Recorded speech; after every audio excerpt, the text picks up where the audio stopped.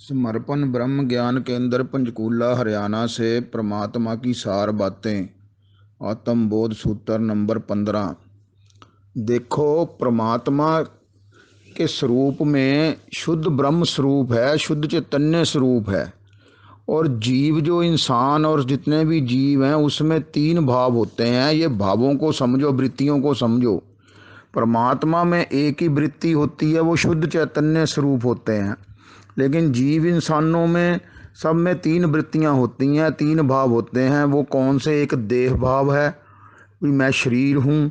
एक जीव भाव है, जीव वृत्ति है। और एक फिर ब्रह्म वृत्ति है।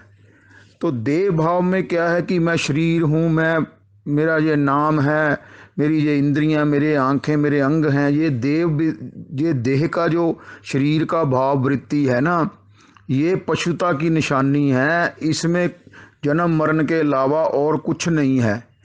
और दूसरी जो वृत्ति है वो जीव वृत्ति है। उसमें वो अपने मन बुद्धि चित्त अहंकार के साथ सूक्ष्म शरीर अंतर मन के साथ वो भगवान से अलग होकर कहता है जी मैं जीव हूँ, मैं जीव आत्मा हूँ। जब ब्रह्म से साथ उसने मन बुद्धि चित्त अहंकार को अपना लिया तो वो जीव वृत्ति बन गई, उसका जीव भाव बन गया। तो ये जो दोनों भाव हैं, देव भाव और जीव भाव, इसमें जन्म मरण होता ही रहता है। कभी शुभ कर्म, कभी अशुभ कर्म, कभी नीच जोनी, कभी देवदान बनते रहते हैं। तो अब तीसरी वृत्ति में जो है वो ब्रह्म वृत्ति है। उसमें जीव भाव भी नहीं रहता, देव भाव भी नहीं रहता। और ये दोनों भावों से ऊपर जो ब्रह्म की भावना है कि मैं चैतन्य हूँ, मैं अनादि अनंत एक हूँ। इस ब्रह्म भावना से, इस ब्रह्म वृत्ति से ही आप परमात्मा से एक होगे।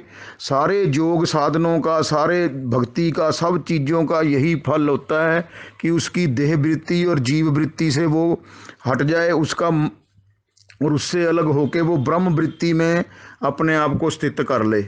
ब्रह्म वृत्ति में स्थित होना ही परमात्मा से एक होना है। इस बात को समझो कि अपनी दोनों वृत्तियों से अपने को अलग करके ब्रह्म भावना में, ब्रह्म वृत्ति में रहना है।